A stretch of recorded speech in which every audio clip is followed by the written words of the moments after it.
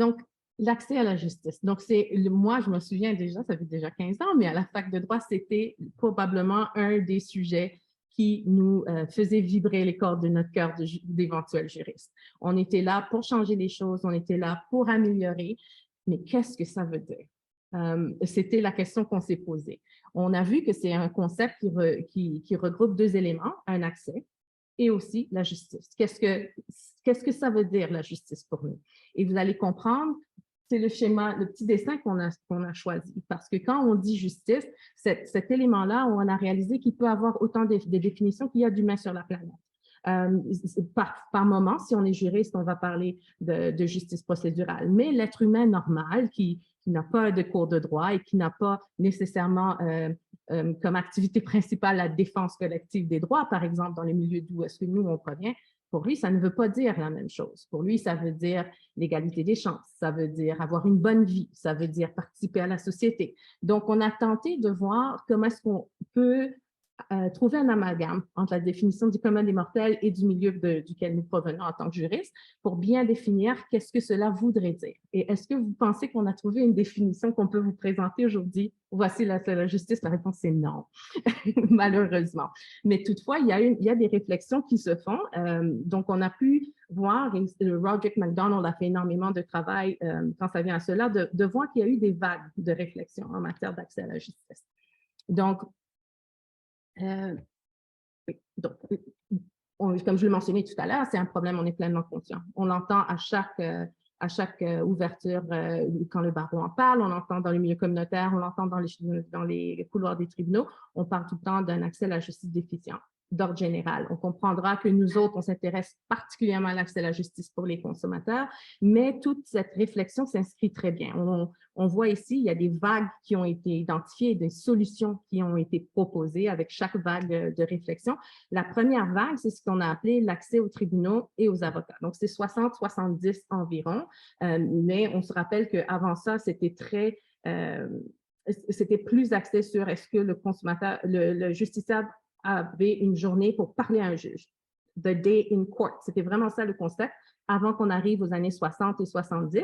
Donc, 60 et 70, on dit, bon, on va donner l'accès aux tribunaux aux gens et leur permettre d'avoir un accès à un avocat. Notamment ici, c'est là qu'on voit l'apparition là, de l'aide juridique et de la division des petites créances, notamment. Il y a eu d'autres vagues. Il y a eu une deuxième vague qui a eu une refonte institutionnelle. La troisième vague, c'était l'égalité des résultats. Je sais que quand on en parle comme ça peut sembler très flou, et ça, c'était durant les années 80. Et ici, l'objectif, c'était de s'assurer que les gens pouvaient avoir une chance égale d'obtenir justice. On parle ici de tout ce qui est gestion des litiges, de promotion des modes alternatifs de règlement des litiges. En 1990-2000, c'est ce qu'on a appelé la quatrième vague. Et là, on voulait prévenir les conflits et on faisait la promotion des solutions alternatives. Pourquoi prévenir les conflits? Parce qu'évidemment, on le sait déjà, les tribunaux sont à ce moment-là engorgés, il y a des problèmes de délai, il y a des problèmes d'accès et on tente de trouver une autre solution. Donc, la réflexion s'est dirigée vers la prévention des conflits. On est aujourd'hui à ce que nous, on a appelé la cinquième vague et on pense qu'on est rendu à un point où on pense à la justice plutôt centrée sur le justiciable. Comment est-ce qu'on peut mieux l'outiller? Comment est-ce qu'on peut mieux l'informer? Comment est-ce qu'on peut mieux l'accompagner afin de s'assurer qu'il dispose de plus d'éléments possibles et d'un certain encadrement qui va le permettre, de prendre une décision éclairée par rapport à quelle avenue que je prends pour résoudre mon litige et aussi, quand il est question de litige de consommation, de s'assurer qu'il est capable de faire le pont entre ce qu'il sait être ses droits et la mise en œuvre de ces droits-là, parce que c'est l'élément qui manque au fait tout au long de cette évolution. Donc voilà, moi je vais passer la parole à Julia qui va vous présenter l'état de l'accès à la justice un peu. Oui, et donc je vais les présenter plus particulièrement dans le cadre des litiges de consommation.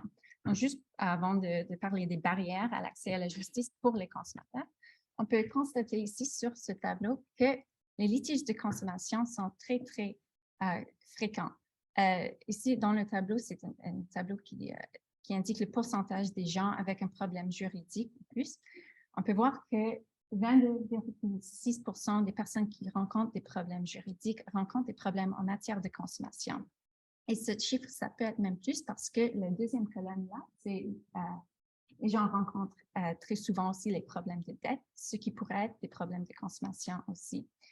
Donc, les litiges de consommation, ce sont comme énormes dans notre société et dans notre système judiciaire. Il y a des barrières à l'accès à la justice qui sont assez particulières aux litiges de consommation et il y a des barrières qui sont très connues aussi parce qu'ils se retrouvent dans d'autres domaines de droit aussi. Donc, on peut parler des barrières à l'accès à la justice pour les consommateurs qui sont plutôt objectifs. Là, on parle des frais, par exemple, ce qui se retrouve dans d'autres domaines de droit. Il y a des délais aussi. Il y a des délais très, très longs en ce moment à la Cour des petites créances, par exemple. Et c'est vrai que même si on peut retrouver ces barrières ailleurs, il peut avoir un impact disproportionné dans les litiges de consommation parce que souvent, les litiges de consommation ont une valeur de litige un peu plus bas ou un peu moins élevée que dans d'autres types de litiges. Donc, les frais, les délais, ainsi de suite, pourraient avoir un impact très important sur la volonté du consommateur d'aller devant la Cour. Il y a aussi comme barrière objective un certain manque de flexibilité dans le système judiciaire actuel. Donc, par exemple, les cours, ils ont des heures d'ouverture de à peu près 9 heures du matin à 5 heures de l'après-midi. Ce sont les heures dans lesquelles la plupart des gens travaillent. Donc, pour les consommateurs qui se représentent souvent eux-mêmes, ça pourrait présenter une autre barrière assez importante. Il y a aussi des barrières subjectives. Par des barrières subjectives, ce que je veux dire, c'est que ce sont des barrières qui sont subies par le consommateur lui-même. Donc, on peut parler du stress. Les consommateurs peuvent être intimidés par le caractère plutôt formel de la Cour s'ils se représentent eux-mêmes. Ils ne sont pas habitués à la Cour ou sa caractère formel, cérémonial. Les consommateurs ont en général une mauvaise connaissance de la loi ou de leurs droits et aussi des procédures. Donc, il y a un certain manque de connaissances parmi la plupart des consommateurs quand ils vont à la Cour. Il y a aussi le fait que le statut socio-économique peut amplifier tous les obstacles que j'ai mentionnés jusqu'à présent. Donc, pour les personnes qui sont déjà vulnérables, ils peuvent être affectés d'une manière disproportionnée par toutes les barrières, les frais, les délais, l'intimidation, le stress et ainsi de suite. Il y a aussi, j'ai mis sur le diapo, Repeat Player Effect. C'est quelque chose on peut voir dans les litiges de consommation. C'est quand, par exemple, quand un commerçant, ils peuvent être poursuivis ou ils peuvent être présents dans plusieurs dossiers. Donc, le commerçant peut devenir plus habitué. Peut connaître mieux la loi, peut connaître mieux les procédures et la Cour et ainsi de suite.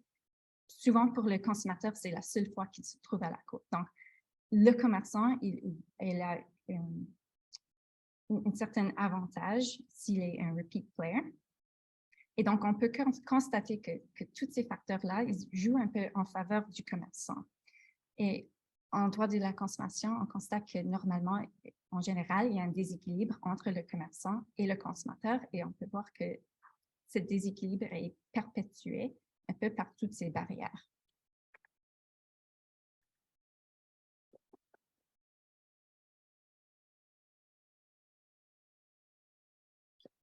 Donc, on vous l'a mentionné, là, il y a des barrières qui existent et souvent, on va nous dire, oui, mais ça se retrouve un peu partout. Et Julia venait de mentionner que c'est accentué dans les litiges de consommation, surtout quand le consommateur est déjà vulnérable. Et l'exemple que nous, on reprend souvent, c'est que les transactions de consommation, ils constituent une grande part de notre PIB, notamment les crédits, les emprunts et ainsi de suite.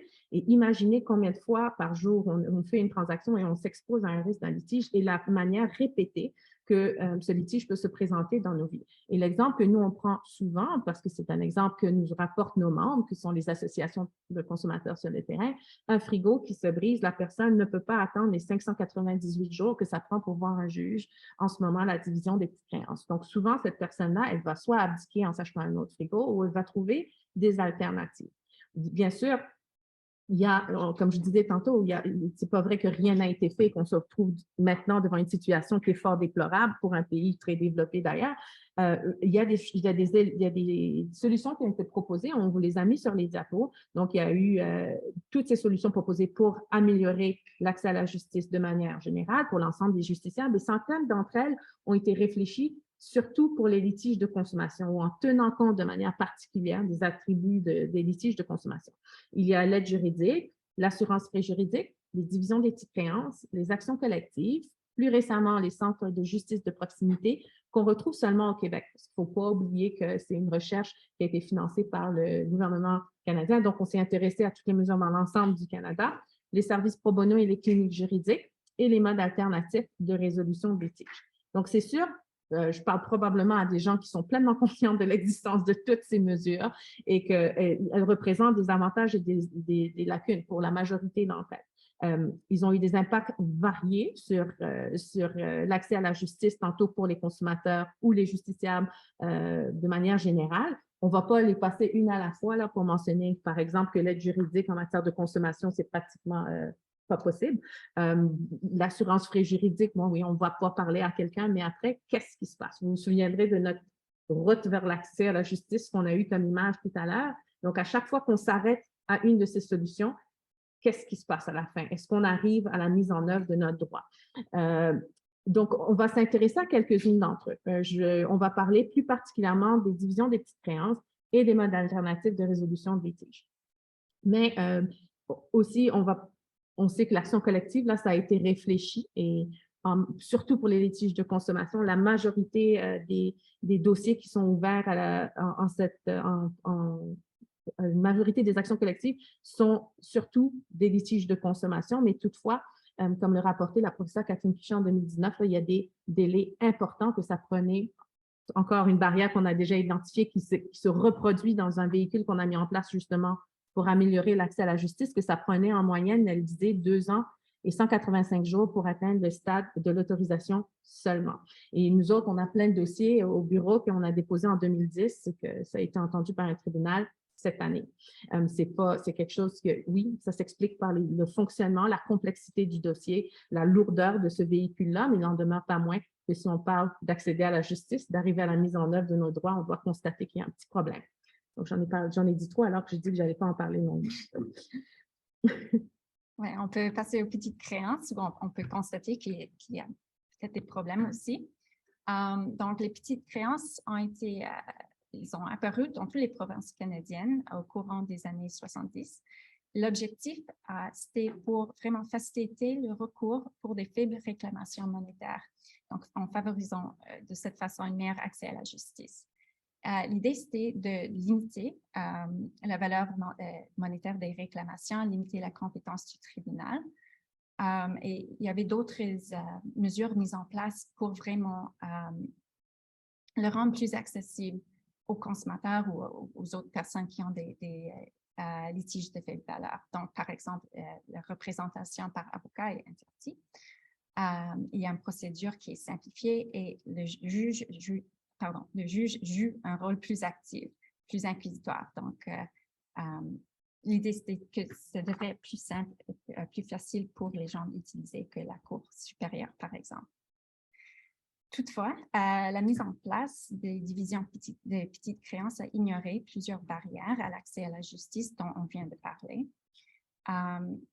Et donc, à cause de ce fait-là, il y a eu les divisions de petites créances ont eu un succès limité. Donc, quelques-uns de ces limites, c'est que ça manque de flexibilité. Les heures d'ouverture sont les mêmes que les autres tribunaux et les cours, ce qui pourrait être très difficile pour des justiciables. Il y a des coûts de l'exécution, donc même si les coûts et les frais sont réduits en général, la personne qui gagne de cause s'il doit faire exécuter le jugement, il doit payer et recommencer avec une autre procédure, ce qui peut le rendre plus cher et plus difficile. Comme on disait tantôt, il y a des délais importants, de plus en plus importants. Les décisions ont un caractère strictement individuel, donc cela ne permet pas le développement, la création d'une jurisprudence.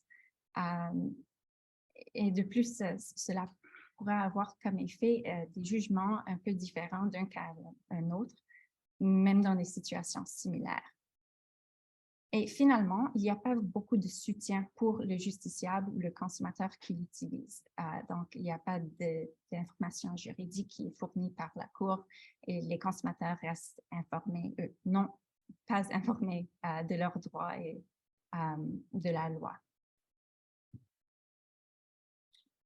Donc, comme j'ai dit, pour toutes ces raisons, ils ont eu qu'un succès limité dans l'amélioration de l'accès à la justice.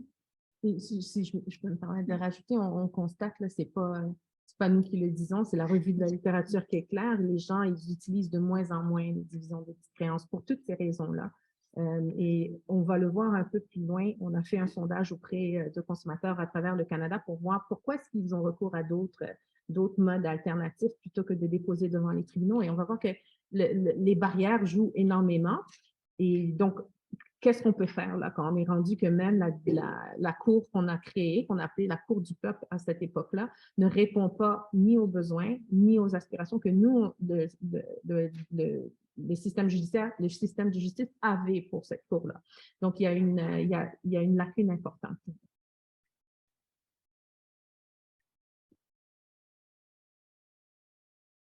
Donc, Union des consommateurs, on s'est longuement intéressé au mode alternatif de règlement de litige et ce que cela pouvait représenter comme avantage pour les litiges de consommation. Donc, on ne vous apprendra rien, il y a des avantages qui sont reconnus au mode alternatif de résolution de litige. Donc, ce sont tous des modes qui existent, qui permettent au justiciable de régler son litige à l'extérieur du système de justice. Et ces modes peuvent être privés ou publics, ils sont offerts par les deux différentes sphères. Et on a remarqué que oui, c'est vrai que les avantages qu'on les attribue, comme le fait que ce soit plus rapide, que ce soit moins formel, que la personne vive plus de stress, c'est vrai. Ce sont des attributs qui sont indéniables. Mais là, quand je vous parle de mode alternatif, je parle de mode alternatif traditionnel, tel qu'il a existé pendant près de 20 ans ici, là où tu allais voir un médiateur, où tu allais à la division des petites créances aussi, où il y avait des médiateurs, il y a eu différents projets pilotes, ici et en Ontario. Donc, il y a aussi des avantages qu'on lui a attribués comme étant possibles, parce qu'on se rappellera que ça vient du monde commercial, où il y avait un équilibre de force entre les parties, et ici, il y en a un déséquilibre qui est accru. Donc, c'est vrai que c'est plus rapide, plus flexible, moins formel, mais on avait un doute dans pourquoi on faisait cela, qu'est-ce qui en résulterait. On a vu que souvent, quand on parlait des modes alternatifs de résolution de litige, j'avais comme motif derrière tout ça le désengorgement des tribunaux. Donc, c'était un désaveu du système qu'on avait mis en place qui était supposé permettre aux justiciables de mettre en œuvre ses droits. Donc, c'était souvent, oui, ça va aller plus vite parce que l'autre côté, c'est trop lent. Oui, on va tenir compte des positions des parties parce que de l'autre côté, on n'a pas le temps de le faire parce que c'est engorgé. Donc, c'était tout le temps, oui, on ne peut pas dénier là, que les modes alternatifs ont une place importante. Ça peut permettre aux parties de se parler, de mieux se comprendre, pour autant que les solutions sont adaptées, que oui, on vise les mêmes finalités. On a remarqué aussi que ça fonctionnait très bien quand on voulait préserver les liens entre les parties. Par exemple, en matière familiale, on ne veut pas que maman et papa et papa et papa et maman soient fâchés tout le temps. Ce n'est pas bon pour l'enfant, mais souvent, comme je vous disais, nous, on répète nos transactions de consommation. Si ça ne fonctionne pas avec Amazon, on va aller ailleurs. Si l'abbé nous a déçus, on va aller ailleurs. Donc, est-ce qu'on a cette nécessité de préserver le lien de confiance? C'est pas vrai, absolument vrai dans les litiges de consommation. Un autre élément qui nous inquiète énormément, c'est que le processus et les ententes sont confidentielles. Donc, on va se souvenir que le droit de la consommation, dans son ensemble au Québec, dans la majorité de sa législation ailleurs au Canada, sont d'ordre public. Donc, on compte énormément sur l'interprétation qu'en fait les tribunaux pour comprendre comment c'est appliqué, surtout pour un justiciable qui ne va pas aller payer un avocat pour savoir comment une disposition de la LPC s'applique. Il va en dépendre. Et aussi pour les front-end services, comme les associations, comme les autres avocats qui œuvrent dans ce milieu pour informer les consommateurs de leurs droits et de leurs recours. Mais vu que c'est un des attributs, un des avantages des modes alternatifs, c'est qu'on va arriver à une entente entre les parties qui va être gardée confidentielle, qui, dans le cas d'un litige de la consommation, rappelons-le, permet aux commerçants de préserver une certaine image face au public, ça n'aide pas vraiment la cause collective des consommateurs que ce genre d'entente soit confidentiel. Donc, oui, il y a des avantages avoués, mais dans la réalité, quand nous l'appliquons, on va voir là qu'il y a un problème dans sa conception traditionnelle des modes alternatifs de résolution de litige. Donc, ça c'est moi encore. Hein? Donc, je vous ai parlé des avantages et, dans une certaine mesure, des inconvénients, mais on a aussi des inquiétudes. Les frais. Donc, nous, ce qu'on avait fait il y a très longtemps déjà en matière d'arbitrage, quand on était encore dans la cause d'elle à ce moment-là, on a dit, ben, on va aller voir combien ça va coûter d'aller mettre en œuvre une clause d'arbitrage qui se retrouve dans le contrat de consommation. Donc, on va prendre l'avion, on va louer un hôtel, on va aller en Californie, on va payer pour la location de la salle, on va payer pour l'arbitre, et si c'était pour une télé de 700 $, c'était quadruple le montant qui était prévu. Donc, ça ne fonctionnait pas. Oui, c'est vrai que maintenant, les systèmes ont évolué. On va le voir un peu pour les modes alternatifs en ligne. Et aussi, l'autre élément qu'on a vu, c'est que le succès du processus dépend de la volonté des parties. Il faut que les parties soient de bonne foi. En faisant notre revue de littérature, on a vu que par moment, quand on parlait de litiges de consommation, la participation des commerçants n'était pas acquise. Il fallait un peu tordre le bras là, pour avoir cet équilibre, pour les amener à dire c'est pas une autre étape, c'est pas une autre barrière pour laquelle tu vas bénéficier, il faut que tu participes. Et on va en parler tout à l'heure que ça a été fait dans d'autres modèles qui ont été mis en place par la plateforme Parle, notamment par l'Office. Mais donc, il y a déjà un déséquilibre. La partie peut être de mauvaise foi. On est encore tributaire le consommateur est tributaire de la volonté des commerçants ici. Les déséquilibres de force est accentué. Ce n'est pas parce qu'il se retrouve dans un mode alternatif que le consommateur est mieux informé de ses droits. Et c'est un peu ce que vous allez voir. On a encore l'image de la route vers la justice dans notre esprit. Est-ce qu'il est bien informé? Est-ce qu'on lui a expliqué ses droits?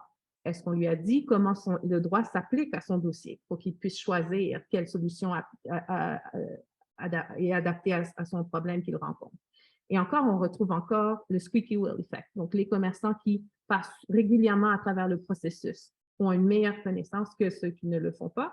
Et c'est particulier ici parce qu'on s'est intéressé un petit peu plus au concept. On a remarqué que, bon, ben, le système va favoriser ceux qui vont délaisser le système de justice et se rendre dans un mode alternatif, parfois privé. Lui, il va avoir une résolution plus rapide de son litige versus celui qui va dire moi, je vais poursuivre dans un système qui a été fait vers les tribunaux, là, puis un système public. Donc, on a parlé de caractère confidentiel et je vais vous avouer qu'en tant qu'organisme de défense des droits, l'élément qui nous chicote le plus, c'est le compromis sur les règles de droit d'ordre public. Ça nous fatigue énormément. Donc, surtout au Québec, où l'ensemble de notre loi est d'ordre public, on ne peut pas renoncer au droit que nous reconnaît cette législation qui, disons-le, quand elle a été adoptée, était très avant-gardiste, qui protégeait très bien les consommateurs, qui ont fait l'objet aussi d'un travail épique de la part de l'Office et du législateur pour assurer sa mise à jour continuelle.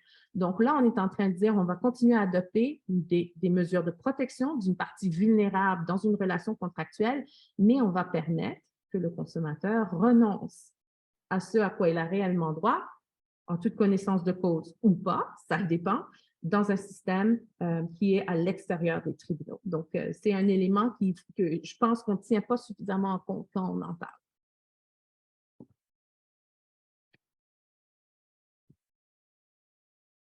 OK.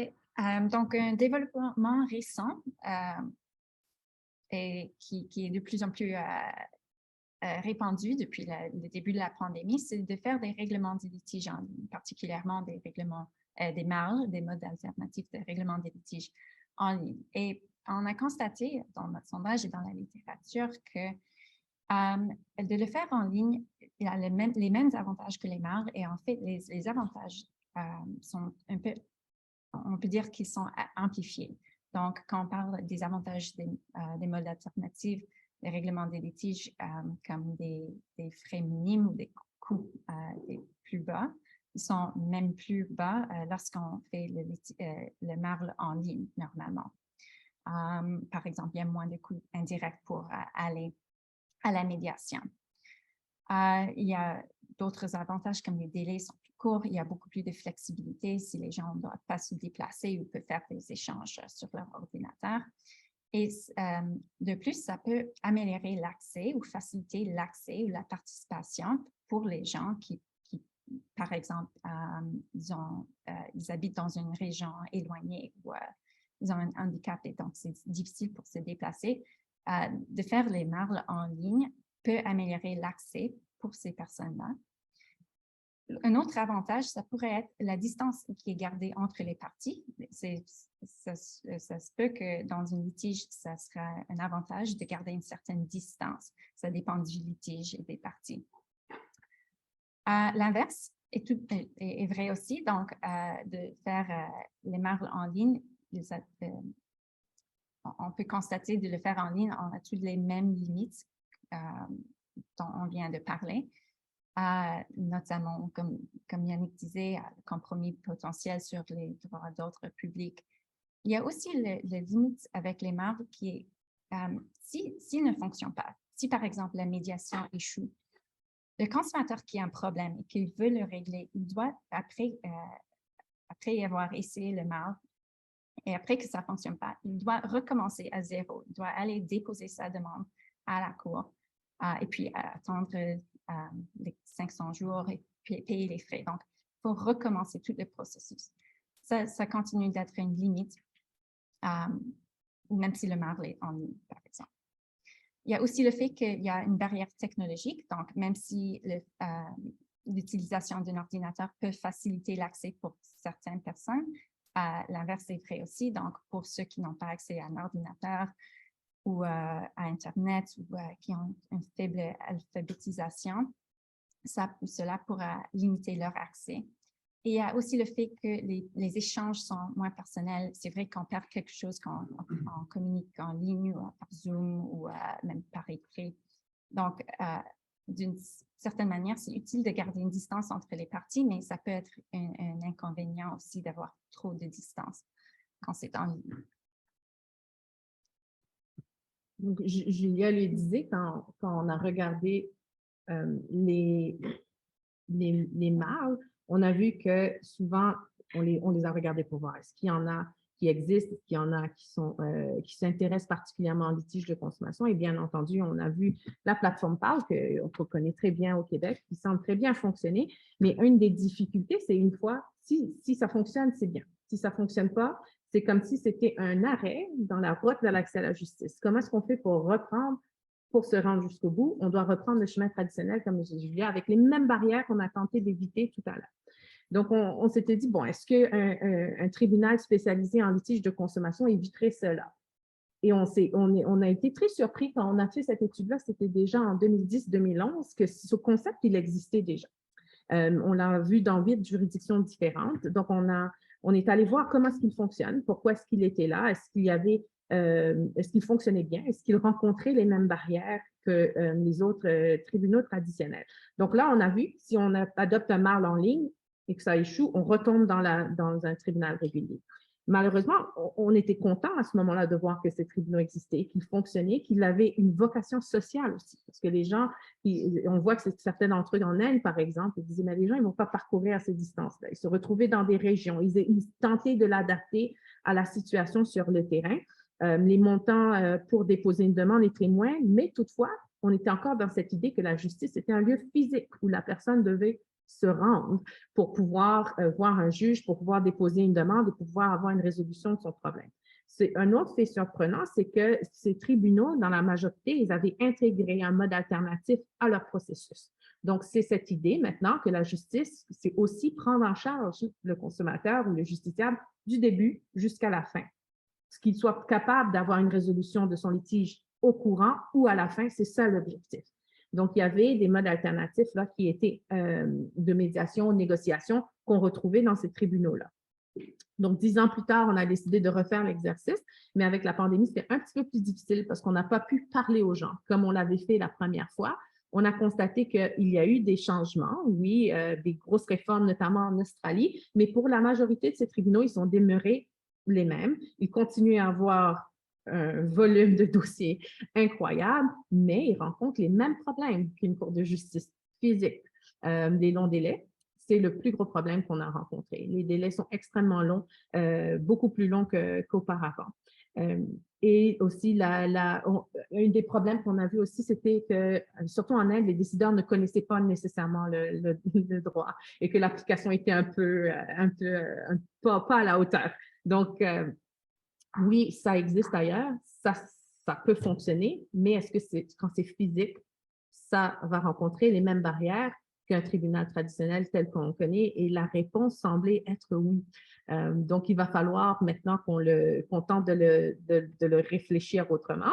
On s'est posé la question, nous, est-ce que la technologie peut nous aider à abaisser certaines de ces barrières-là? Si on parle de délai, si on parle d'heures d'ouverture qui ne convient pas, si on parle de l'analyse logique que doit faire le consommateur, les ressources en temps, argent et énergie que ça va prendre versus la valeur économique, est-ce que la technologie peut faire le pont, peut nous aider à atténuer certaines de ces barrières-là? Et donc, ce sont ces questions-là qui nous ont amené à notre recherche sur les tribunaux virtuels.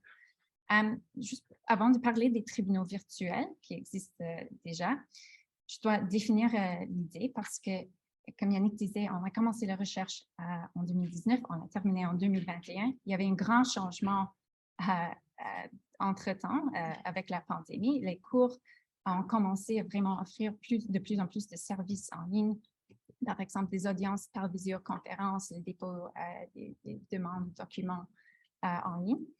Mais quand on parle des tribunaux virtuels, on ne parle pas des tribunaux traditionnels qui ont des services en ligne. On parle des tribunaux qui sont 100% virtuels et qui sont conçus pour être utilisés complètement en ligne. Donc, dans nos recherches, on a recensé seulement deux tribunaux virtuels. Les deux sont au Canada. Ce sont le Civil Resolution Tribunal, qui est en Colombie-Britannique, et le tribunal de l'autorité du secteur des condominiums de l'Ontario. Je vais présenter la procédure pour le Civil Resolution Tribunal parce que c'est assez intéressant et comme vous allez voir, ce n'est pas simplement un cours traditionnel qui a été mis en ligne. C'est assez différent.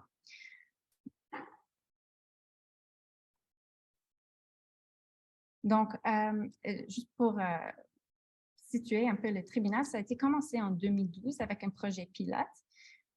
Au départ, la compétence était limitée. C'était vraiment pour permettre aux propriétaires des condominiums de régler leurs litiges, mais le projet pilote, c'était un grand succès. Donc, il y avait un élargissement de compétences.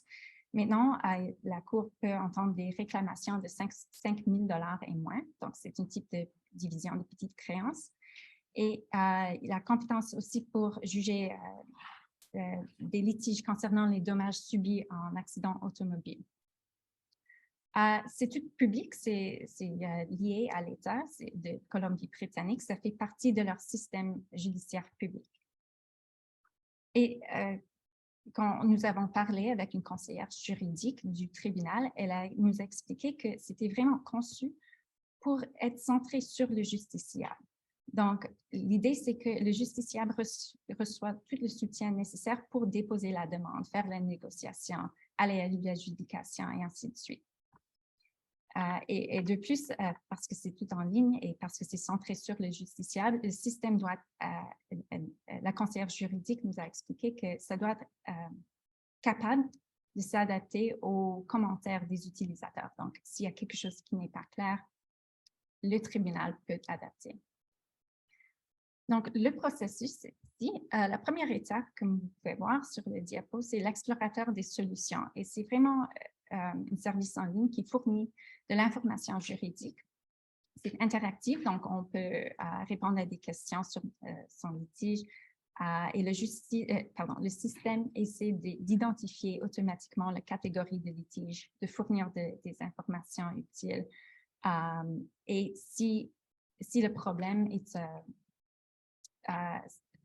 si c'est un problème qui pourrait être entendu par le tribunal, le système va expliquer au justiciable comment déposer une demande.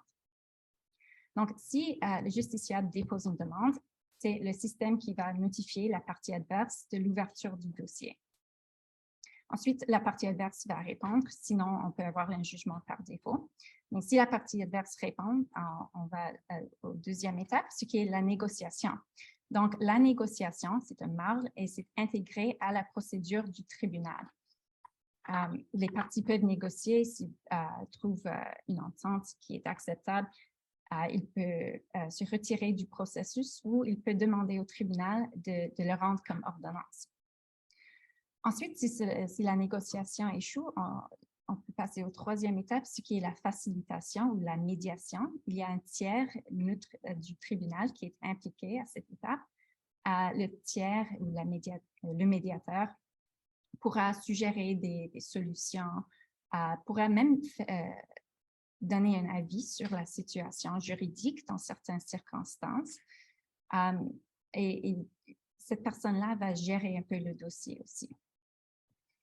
Finalement, si la médiation ne fonctionne pas, le dossier passe automatiquement à l'étape de l'adjudication. Et normalement, le dossier est constitué par les parties, il soumet des preuves par écrit, les soumissions par écrit.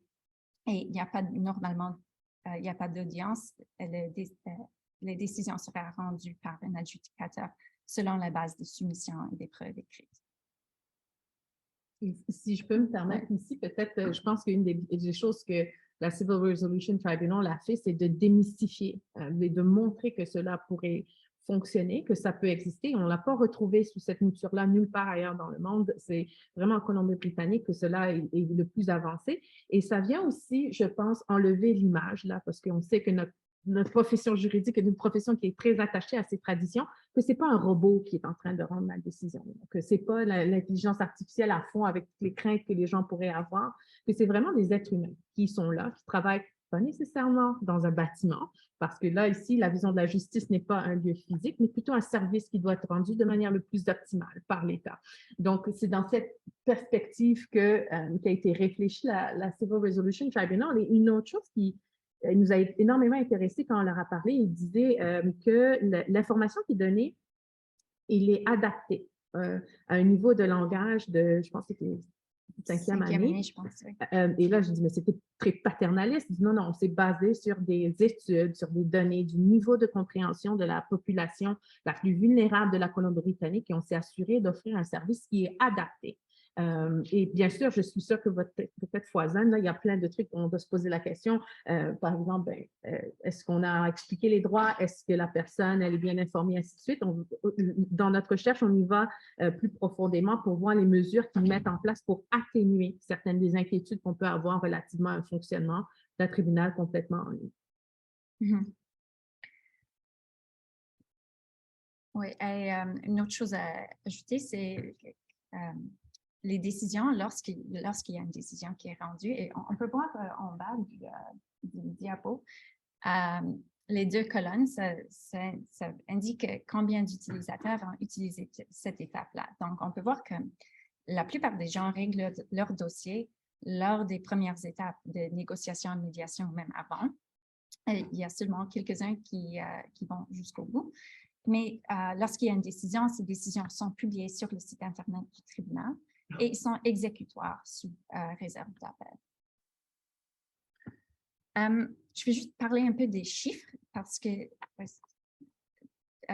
y a des chiffres publiés par le CRT qui sont assez intéressants.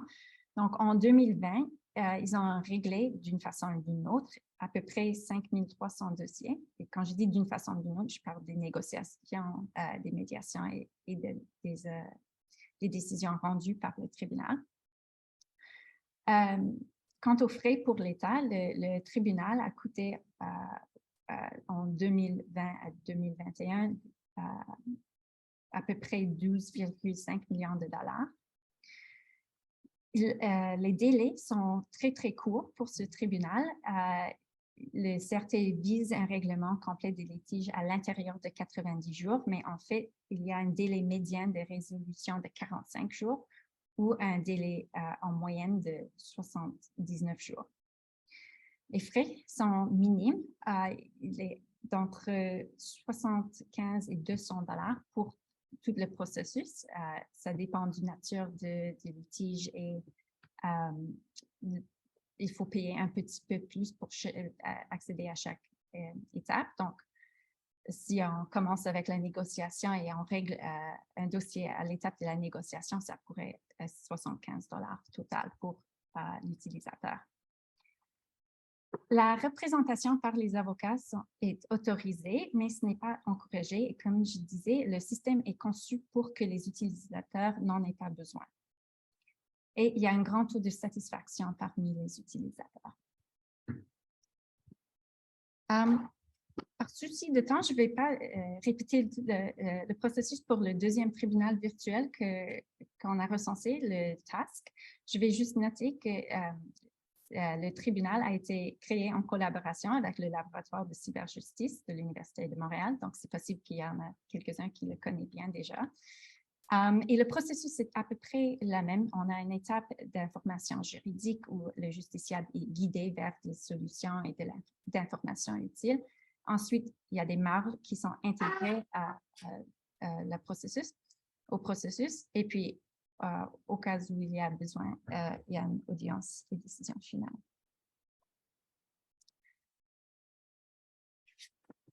Donc, il y a plusieurs avantages qu'on a constatés quand on fait cette recherche.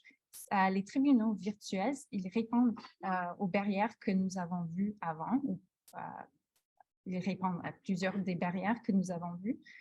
D'abord, il y a la rapidité de traitement et les frais minimes, donc les barrières de délai et des coûts élevés sont réduits ici avec les deux tribunaux en ligne. Il y a beaucoup de flexibilité et adaptabilité. Donc, les deux tribunaux ont adopté des approches asynchrones, donc c'est-à-dire que le justiciable peut accéder au site Internet, peut déposer sa preuve, répondre à la demande, n'importe quoi à n'importe quelle heure de la journée. Donc, il n'y a aucun besoin que les deux parties sont en ligne en même moment, normalement, ce qui permet une très grande flexibilité.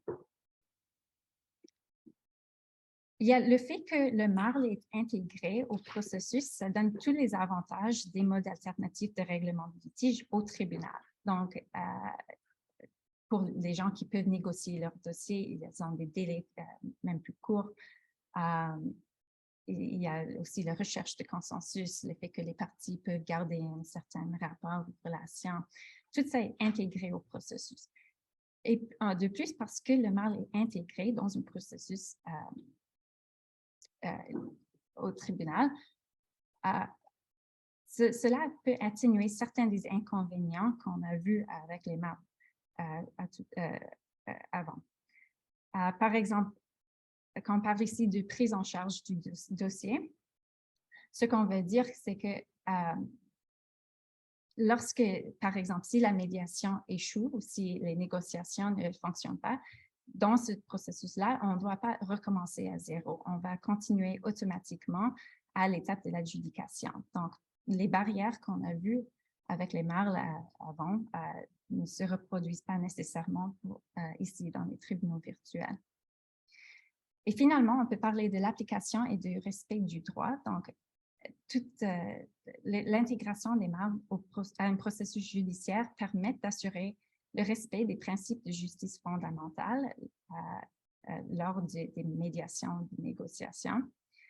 Tout au long du processus, les parties fonctionnent dans un système qui est public, qui assure un certain soutien, même si ce n'est pas nécessairement ce qu'on recherche entièrement, mais il y a un certain soutien avec l'information juridique, la prise en charge du dossier par un tiers personne à la cour. Et tout cela veut dire que le système encourage la mise en œuvre des droits des parties et le respect du droit. Est-ce qu'il y a des choses que tu veux ajouter? Donc, je parle des inconvénients. Non?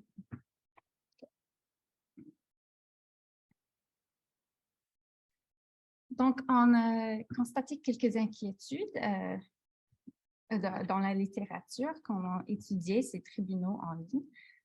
On pense que ces inquiétudes, il faut les tenir en compte, mais ils peuvent être traités et atténués. Premièrement, on parle de participation du public. Donc, dans un cours traditionnel, on peut assister à une audience, on peut y aller, on peut entendre une décision, on peut aller chercher dans le primitif pour voir les documents et ainsi de suite. C'est vrai que quand un tribunal est en ligne, la participation du public, c'est différent. On ne peut pas y aller. Il n'y a pas de bâtiment et on ne peut pas assister à l'audience. Par contre, on pense que, en fait, la participation du public, ça pourrait améliorer si c'est en ligne. Cela pourrait dire que les documents sont plus disponibles, les primitifs sont plus accessibles s'ils sont en ligne. Les processus pourraient être plus transparents et plus accessibles pour le grand public. La personne, elle peut accéder de n'importe où. Elle n'a pas besoin de voyager pour pouvoir s'y rendre physiquement. C'est sûr que là, on a vu une certaine adaptation des tribunaux traditionnels, mais on voyait dans la littérature que par moment, il y avait une confusion entre le concept de justice ouverte, open justice, et cet aspect physique, cette capacité de se rendre dans un tribunal. Et on faisait à la blague, moi et Julia, si on veut parler de justice ouverte, là, donner à un justiciable le vieil ordinateur au palais de justice pour lui dire d'accéder à un primitif. S'il ne connaît pas les codes, il ne va pas y arriver. Donc, il faut qu'on se défait un peu quand on regarde cette proposition-là de notre vision traditionnelle que le système de justice est un lieu et non un service rendu par l'État. Dépersonnalisation de la justice, on en a parlé déjà, c'est le fait que des fois, c'est plus facile de s'exprimer en personne. Il y a des gens qui veulent vraiment aller parler à un juge et expliquer leur cause.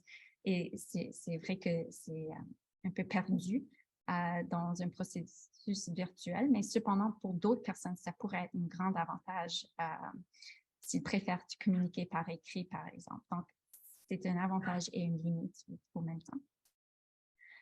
Accompagnement. Donc, vu que le tout est en ligne, il faut assurer un certain accompagnement pour les gens. Et c'est lié au prochain point qui est l'accessibilité. Il faut assurer un accompagnement pour les personnes qui ont besoin d'aide pour accéder à ce service. Comme c'est un tribunal public, il faut assurer que tout le monde ait accès.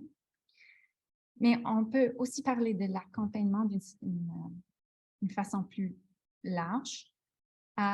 On a constaté qu'il y a une assistance qui est fournie par ces tribunaux, comme fournie d'informations juridiques, mais cela, en soi, ça ne peut pas écarter toutes les barrières à l'accès à la justice qui sont liées au déséquilibre des connaissances et des ressources entre les parties, qui est inhérent au litige de consommation. Donc, il faut s'assurer d'un plus grand accompagnement pour les consommateurs et les utilisateurs pour qu'ils aient non seulement l'information juridique et une aide de gestion de l'instance, mais aussi un soutien plus personnalisé, donc un soutien pour aider aux consommateurs ou aux justiciables de comprendre comment la loi s'applique dans leur propre dossier. Donc, et d'avoir une meilleure idée de quelles sont les solutions possibles dans leur propre dossier aussi. Finalement, exécution des décisions. Donc, pour les 2 tribunaux virtuels que nous avons vus, les décisions qu'ils rendent sont exécutoires, mais pour les faire exécuter, il faut aller à la Cour supérieure ou la Cour, pas la Cour du Québec, mais la Cour de Colombie-Britannique. Ce qui ajoute des barrières parce qu'à ce moment-là, il faut recommencer avec un dossier à la Cour. Donc, pour réduire ces barrières-là, il faut vraiment intégrer l'exécution des décisions dans le processus au tribunal. Pour l'élément de l'accessibilité, des attributs du tribunal qui est un peu inquiétant, mais tout à fait qui peut être résolu si on s'attarde, c'est le fait que on peut dire que parfois, quand c'est uniquement en ligne, bien, on écarte une partie de la population qui n'a pas accès à Internet, qui n'a pas une littératie technologique adéquate pour pouvoir l'utiliser. Donc, nous, on dirait, bon, ben, essentiellement, on veut intégrer quelque chose au système de justice, il devrait y avoir un service en parallèle qui est offert. On privilégie un service qui fonctionne mieux, qui est mieux huilé, qui est mieux adapté, peut-être bien en ligne, mais on devrait avoir un accès aussi sous d'autres formes, papier ou quoi que ce soit, un dépôt de demande papier. Avec le tribunal, ici, ce qui est inquiétant, si on le fait autrement que par le système qui est prévu, ça coûte un petit peu plus cher. Et ça, c'est un désavantage important parce que c'est déjà des personnes plus vulnérables que l'utilisateur moyen de ce type de tribunal qui va déposer une demande par fax, par exemple, ou qui va appeler pour parler à quelqu'un, mais souvent, il y aura des frais qui sont rattachés à cette utilisation.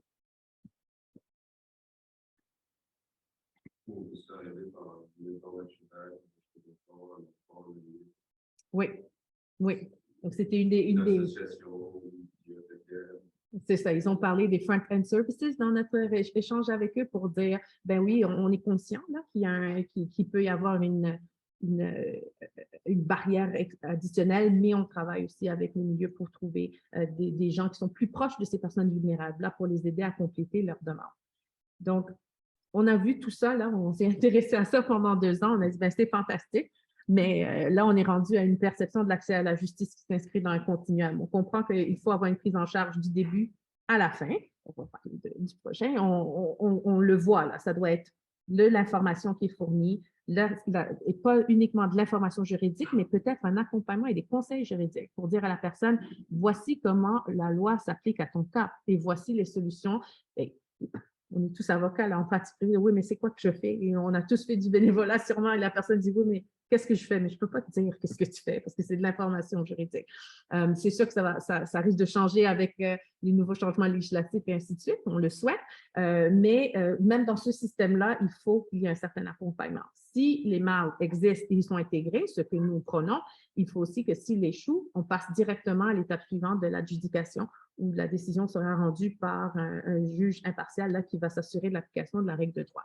Donc, on dit, bon, c'est très bien, on a tout réfléchi à ça, on aime bien comment ça fonctionne, on voit que ça pourrait être bénéfique, mais pourquoi? Comment est-ce que le consommateur s'inscrit? Donc, on parle là d'une vision de l'accès à la justice qui est centrée sur le justiciable et on s'est intéressé au consommateur lui-même. Donc, on a fait un sondage de 1000 consommateurs du Québec, de l'Ontario et de la Colombie-Britannique qui ont utilisé les modes alternatifs de résolution de litige au courant des 5 dernières années pour régler un litige de consommation. Donc, le sondage a été fait par la firme Passage Marketing ici à Montréal entre le 23 et le 29 septembre 2020. Donc, on a posé 2 types de questions parce qu'on a dû ajuster notre méthodologie. On voulait avant voir, mais est-ce que ces gens qui vont au tribunal, mais non, ça ne fonctionne pas, il n'y en a pas une tonne, donc ça coûterait trop cher d'avoir des personnes, 1000 personnes qui ont utilisé les tribunaux. Donc, on a eu différentes difficultés méthodologiques, mais on a ajusté pour voir, oui, les gens utilisent les modes alternatifs. Ça, il y en a dans la population. Et pourquoi est-ce qu'ils les utilisent? Donc, on a été surpris par certaines des réflexions des consommateurs. On les a posé des questions de 2 ordres. Donc, pourquoi ils utilisent des modes alternatifs et comment est-ce qu'on peut améliorer l'accès à la justice?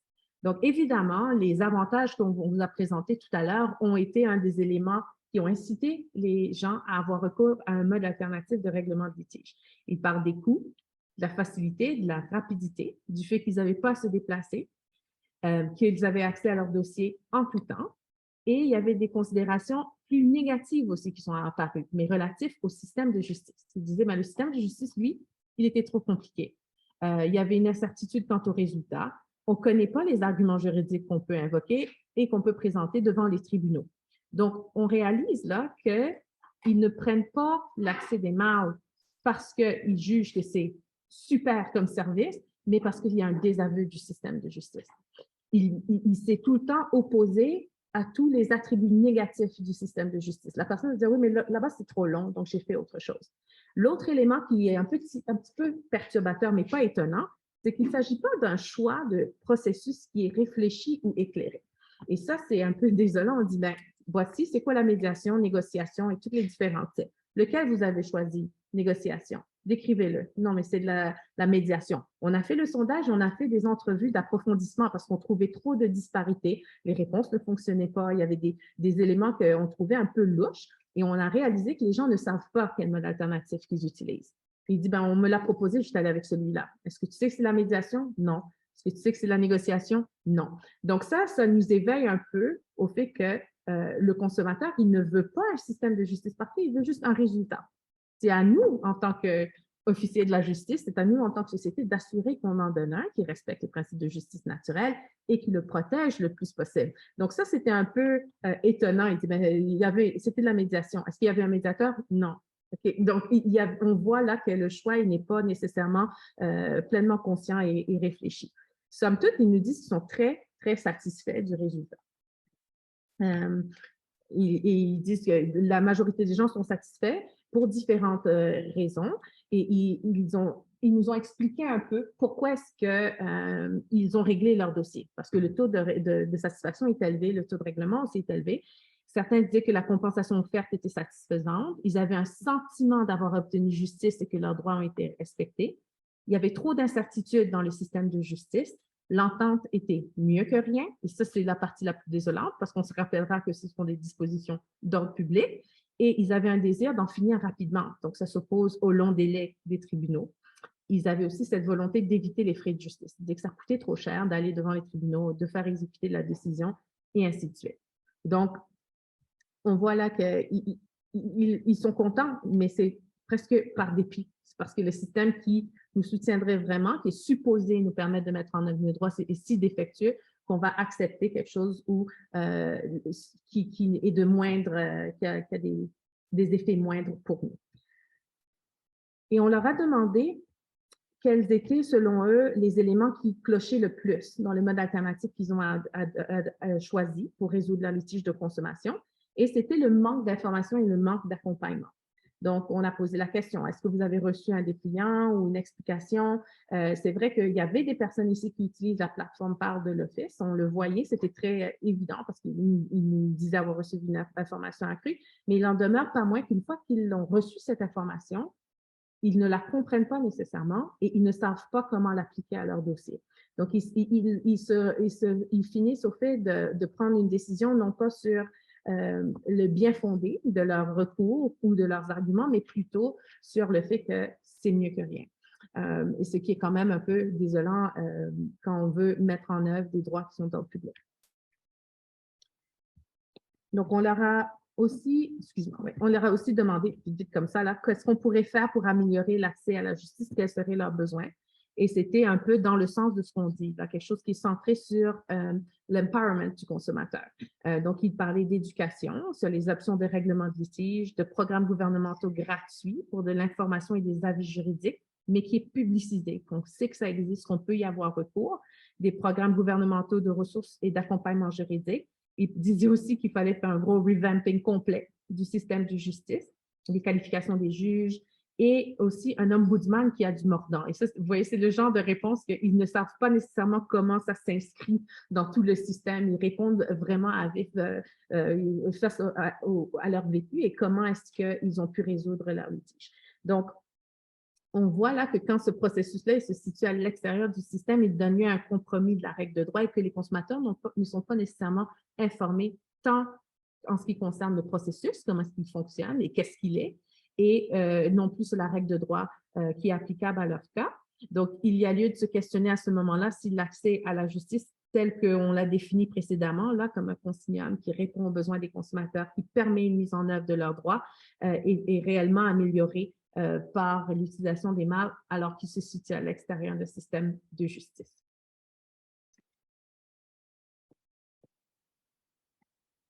Donc, on est arrivé à des conclusions peu reluisantes, mais parfois encourageantes, qu'on est dans une nouvelle ère de la réflexion sur l'accès à la justice. Donc là, maintenant, on est rendu sur l'accès à la justice où on met le justiciable au centre, qu'on répond à son besoin et qu'on s'assure au fait qu'il y a une mise en œuvre de ses droits. C'est sûr qu'il y a place à amélioration. Il faut quand même s'assurer qu'on respecte les principes de justice naturelle, que c'est efficient, que ce n'est pas un système qui coûte énormément à l'État ou ainsi de suite, mais qu'il faut le réfléchir autrement. On appelle un peu à la prudence aussi dans ce rapport-là, parce qu'on a vu, oui, on peut mettre en place sur notre chemin là, vers la justice des embranchements qui permet une résolution plus rapide, qui permet de l'information juridique, mais on doit s'assurer que l'abaissement de barrières ne donne pas lieu à un non-respect de la règle de droit d'ordre public, notamment. Il faut s'assurer qu'on peut quand même ramener le justiciable trouve pas une résolution ou le respect de ses droits par ces autres solutions qu'on propose, qu'on peut le ramener vers un système qui est efficace et qui va lui assurer cette mise en œuvre. Un élément aussi qui nous a intéressés, c'est un consommateur satisfait versus un consommateur qui a pu mettre en œuvre ses droits. On ne vous apprend rien, là, on le voit souvent à la facture, par exemple, les gens qui disent, ben oui, ça a fonctionné, là, j'ai appelé la facture, il m'a répondu, et là, bang, bang, ils m'ont donné 1000 pièces alors qu'ils me devaient 1500. Mais tu es content? Oui, au moins j'ai eu 1000 pièces. Donc, on ne peut pas tenir compte uniquement de la satisfaction du consommateur parce qu'il est déjà dans une position de vulnérabilité. Donc, peu importe ce que tu lui donnes, là, il est tellement mal pris parfois qu'il va le prendre et il va être content parce que c'est fini. C'est un justiciable qui a des multiples transactions de consommation qu'il va réaliser au cours de sa vie. Il ne peut pas s'attarder là à la conception du système juridique, à comment est-ce qu'on va répondre à tous les principes de justice naturelle, au coût que cela représente. Tout ce qu'il veut, lui, c'est qu'on règle son problème. Donc, c'est pour ça que ces lois sont d'ordre public, parce que s'il voulait qu'on règle son problème, il y renoncerait assez rapidement. Il dirait, tiens, 500 $, oublie le reste, il va le prendre parce que tout ça, là, tout ce droit qu'on a créé est assis sur une mise en œuvre déficiente au fait, parce que le tribunal traditionnel tel qu'il existe, il ne fonctionne pas. On a vu aussi que, on l'a mentionné tout à l'heure, là, le choix de la solution ne devrait pas reposer sur les barrières plutôt que sur la force et la faiblesse des dossiers des consommateurs. Ils devraient être informés, avoir un avis juridique selon nous, et pour ensuite faire un choix éclairé. Donc, ça, on en a parlé suffisamment tout à l'heure et on est déjà un petit peu loin. Donc, ensuite, la justice, au fait, c'est un continuum. On ne peut pas arrêter une réflexion nette. On ne peut pas dire voici comment est-ce qu'on l'a défini, mais on doit plutôt répondre aux principes de justice naturelle, mais aussi aux besoins d'accompagnement, d'information, d'avoir accès à un adjudicateur impartial. Et tous ces beaux éléments-là, ils doivent se retrouver dans un continuum. Dès qu'on en enlève un, on sait qu'on affaiblit le système.